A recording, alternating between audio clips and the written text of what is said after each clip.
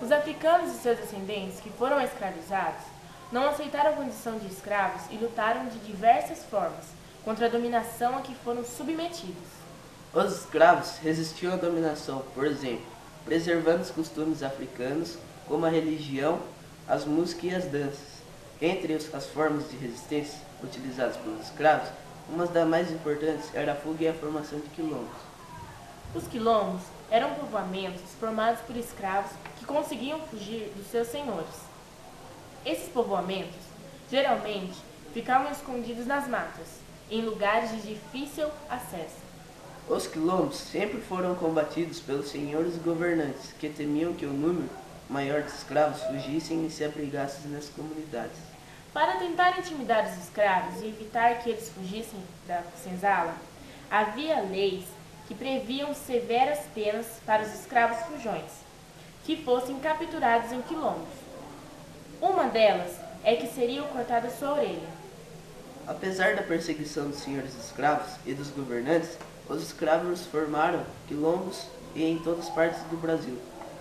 O mais importante quilombo foi o Quilombo dos Palmares, que ficava localizado onde atualmente se encontram os estados de Alagoas e Pernambuco.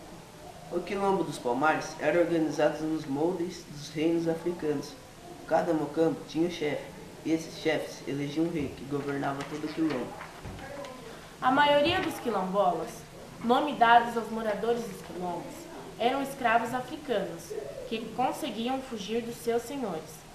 Além dos escravos de origem africana, viviam em Palmares indígenas e brancos pobres.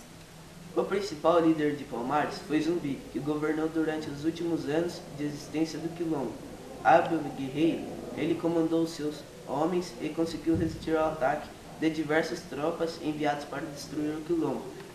No ano de 1695, uma grande tropa foi enviada pelo governo de Pernambuco para destruir Palmares. Essa tropa era comandada pelo bandeirante Domingos Jorge Velho e contava com quase 3.000 homens muito bem armados, inclusive com canhões.